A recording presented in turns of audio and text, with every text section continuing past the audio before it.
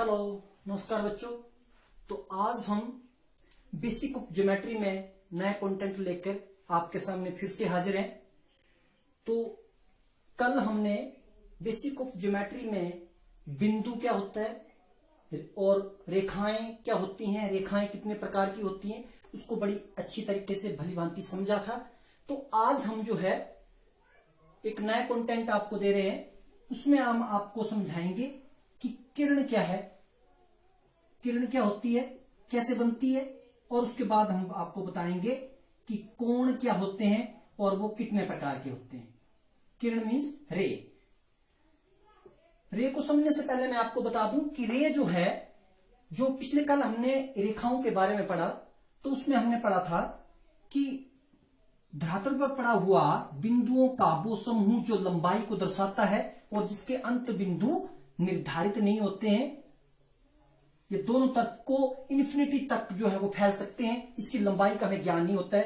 परंतु आज हम इस रेखा का एक नया रूप पढ़ेंगे कि इस रेखा को इस बार हमने यहां पर रोक दिया, यानी कि इसको प्रारंभिक बिंदु बना दिया। अब हमने इसको कि ये इसका प्रारंभिक बिंदु है, ठीक है, ये इसका प्रारंभिक बिंदु है। और दूसरा सिरा जो है उस पर हमने इस तरह से तीर का निशान लगा दिया। ये प्रारंभिक बिंदु जो है इंग्लिश में इसको हम टेल कहते हैं, और ये जो आगे तीर का निशान लगाया इसको एरो कहते हैं, एरो तीर, ठीक है। तो अब रेखा का ये जो रूप है, स्पेशल रूप, इसको हम मैथ की भाषा में क्या कहते हैं, रे कहते हैं। फिजिक्स में आगे जाके आप पढ़ेंगे कि अगर सपोज करो इस प्रारंभिक बिंदु का नाम ए है और हेड का नाम बी है, तो मैं लिखूंगा ए बी किरण, ठीक है। और इसको फिजिक्स में हम वेक्टर भी कहते हैं, ये ए बी वेक्टर बन गया, ठीक है। तो रे जो है इस तरीके से रेखा का एक जो है क्या है, एक नया रूप है। एक रेखा का एक ऐसा रूप है जिसमें एक तरफ तो प्रारंभिक बिंदु होता है जो स्थिर रहता है, परंतु जो दूसरा सिरा है वो बिना किसी अंत के जो है इन्फिनिटी तक आगे को बढ़ता जाता है। दूसरा सिरा जो है उसका कोई अंत नहीं है, ठीक है। तो अब हम आपको बताएंगे कि जब कोई दो किरणें आपस में संयोग से मिलती हैं तो क्या होता है। सपोज करो एक और किरण मैंने ली जिसका अंत बिंदु, जिसका भी अंत बिंदु ए है और वो इससे थोड़ी छोटी है, और उसको मैंने नाम दे दिया ए सी। अब ये ए बी किरण और ए सी किरण, ये दो किरणें हैं जो ठीक एक दूसरे के ऊपर ओवरलैप कर रही है, यानी कि हम कह सकते हैं कि ये दोनों किरणें कैसी हैं, संपाती किरणें हैं, ठीक है, ओवरलैप करने वाली किरणें हैं। अब अगर मैं ये कहना चाहूं इन दोनों के बीच का गुण धर्म क्या है, इन दोनों के बीच का संबंध अगर मैं मैथ में जानना चाहूं, तो अभी इन दोनों के बीच के झुकाव की अगर मैं बात करूं तो इन दोनों के बीच में जो झुकाव है वो हमें दिखाई दे नहीं रहा है। अब मैं क्या करूंगा, यदि मैं इसी किरण को, इसी किरण को उठा के इधर ले जाऊं, सपोज करो इसको मैं इधर ले गया ऊपर की तरफ को, अब ये इससे बिछुड़ गई ए बी से, तो इनके बीच में एक झुकाव पैदा हो गया। ये जो झुकाव है, bending between these two lines, this, ये जो दोनों रेखाओं के बीच का जो झुकाव है वो क्या कहलाता है, कोण कहलाता है, एंगल कहलाता है। तो बहुत ही सिंपल भाषा में मैंने आपको बता दिया कि दो रेखाओं या दो किरणों के बीच का झुकाव जो है वो क्या कहलाता है, कोण कहलाता है। तो कोण को दर्शाने के लिए या तो हम किरण की मदद लेते हैं या हम जो है रेखाखंड की सहायता से इसको जो है परिभाषित कर सकते हैं कि दो रेखाखंड भी मैं आपको कल समझा चुका हूं। तो दो किरण या दो रेखाखंड के बीच का जो झुकाव है वो क्या कहलाता है, कोण कहलाता है। आप ये भी कह सकते हो कि दो अलग अलग दिशाओं से जब कोई दो रेखाएं आगे बढ़ती हैं तो उन दोनों के बीच का ये जो झुकाव है, ये जो झुकाव है, ये आप इनके परस्पर का जो झुकाव है वो क्या कहलाता है, कोण कहलाता है। तो देखिए बच्चों कि ये कोण जो है वो जैसे मैंने आपको बताया कि दो किरणें जो हैं आपस में जब एक दूसरे के साथ झुकाव दिखा रही हैं, तो ये जो झुकाव है वो आपको दो तरीकों से देखने को मिलता है। यानी कहने का मतलब है कि आपको कोण को मापने के दो तरीके हो सकते हैं। जैसे देखिए ये आपके पास फिर से कोई एसी किरण है और सपोज करो हम इस ए बी को इस बार ऊपर ले गए, ऊपर की तरफ को, यानी कि घड़ी की विपरीत दिशा में, एंटी क्लॉकवाइज इसको हम अगर हम ऊपर ले जाते हैं एंटी क्लॉकवाइज, तो इस तरह का झुकाव जो हम मेजरमेंट कर रहे हैं, जो मेजर कर रहे हैं ऊपर की तरफ को एंटी क्लॉकवाइज साइड में जो कर रहे हैं, इसके लिए हम कोण जो है वो किस तरह का मेजर करते हैं? धनात्मक कोण,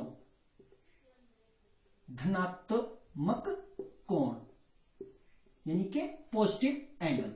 ये सारे एंगल क्या कहलाएंगे? जो ऊपर की तरफ को मेजर कर रहे हैं हम, एक्स एक्सिस से ऊपर की तरफ को जो मेजरमेंट हो रही है वो सारे क्या है? धनात्मक कोण। सिमिलरली यदि मैं इस ऊपर वाली किरण को नीचे को ले जाऊं इस बार, तो इस बार ये झुकाव जो है नीचे की तरफ को आ रहा है, तो यही झुकाव की वजह से ये जो कोण होंगे वो कैसे कहलाएंगे? इसका बिल्कुल उल्टा, ऋणात्मक कोण यानी कि नेगेटिव एंगल। ये सारे एंगल कैसे कहलाएंगे? Negative angle. ठीक है, तो देखिए आपने दो तरीके के झुकाव देखे, एंटी क्लॉकवाइज और दूसरा कौन सा देखा आपने? क्लॉकवाइज। तो जो है ये दोनों झुकाव की वजह से हम कोणों की जो मेजरमेंट है वो हम पॉजिटिव एंगल या नेगेटिव एंगल, धनात्मक कोण और ऋणात्मक कोण करते हैं। अब हम आपको आगे पढ़ाएंगे कि कोण बेसिकली कितने प्रकार के मुख्य तौर पर आपको देखने को मिलते हैं। तो सबसे पहले आपको मैं बता दूं कि दो रेखाओं के बीच का जो झुकाव मैंने आपको बताया है, उसकी वजह से जो कोण बनता है वो है शून्य कोण यानी कि जीरो एंगल। जीरो एंगल जब कोई कोण ही नहीं है, मैंने आपको बता दिया कि दो किरणें हैं और वो दोनों कैसी हैं? संपाती हैं। प्रारंभिक बिंदु, उभयनिष्ठ बिंदु जो है, ये प्रारंभिक बिंदु जो है इसको कॉमन पॉइंट बोलो, उभयनिष्ठ बिंदु बोलो या प्रारंभिक बिंदु बोलो, जो स्थिर रहता है। यदि ये दोनों एक दूसरे के ऊपर ठीक ओवरलैप कर रही हैं, दोनों एक दूसरे के संपाती हैं, तो समझ लो इनके बीच में कोई झुकाव नहीं है। तो इस केस में इन दोनों के बीच में अगर मुझे कोण बताना हो तो कितना कोण होगा? जीरो कोण। सिमिलरली यदि मैं अब इस किरण को थोड़ा ऊपर ले जाता हूं, इस तरफ को पॉजिटिव साइड में जो मैंने बताया, तो अगर मैं ऊपर को ले जा रहा हूं यानी कि अब 1 डिग्री से शुरू कर देते हैं हम, 1 डिग्री से, और अगर मैं यहां पर 89 डिग्री तक जितने भी रास्ते में कोण आएंगे, 1 डिग्री से लेकर 89 डिग्री तक जितने भी कोण होंगे उनके लिए एक नया नाम आ जाएगा। वो क्या है? न्यून कोण यानी कि एक्यूट एंगल। जितने भी कोण है 1 डिग्री से लेकर 89 डिग्री तक आपके पास जितने भी कोण है वो सारे कोण क्या कहलाएंगे? एक्यूट एंगल, न्यून कोण। अगर ये लास्ट में इस तरीके से दोनों किरणें एक दूसरे के लंबवत हो जाती हैं यानी कि 90 डिग्री पर आ जाती हैं, तो इस केस में हम क्या कहते हैं? ये कैसा कोण है? दोनों के बीच का झुकाव कैसा है? समकोण है यानी कि कैसा है? राइट एंगल है। इस बार इन दोनों के बीच का झुकाव है 90 डिग्री है, तो 90 डिग्री के कोण को हम क्या कहते हैं? Right angle. ये 1 डिग्री से लेकर 89 डिग्री तक जितने कोण थे एक्यूट कोण थे, एक्यूट एंगल थे, और ये 0 डिग्री था। सिमिलरली यदि मैं इस कोण को आगे और बढ़ाता जाऊं, अब मैंने क्या किया? इन दोनों रेखाओं के बीच में जो है 90 से भी आगे बढ़ाना शुरू कर दिया, यानी कि 91 से मैंने शुरू कर दिया, और कहां तक पहुंचना है मुझे?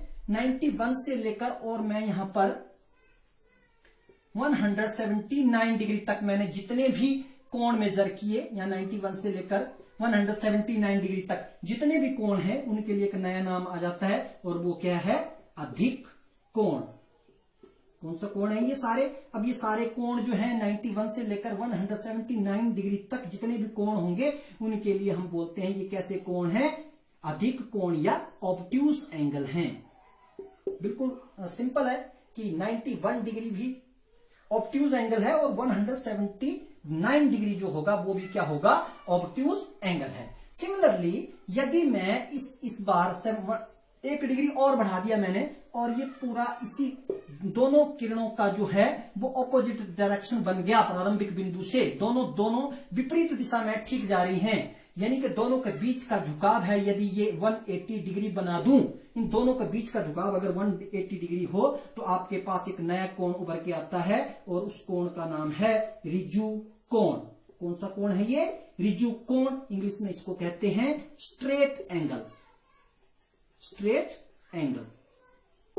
तो जब दो किरणों के बीच में या दो रेखाखंडों के बीच का झुकाव जो है वो 180 डिग्री तक पहुंच जाए तो समझ लो वो कौन सा कोण बन गया है?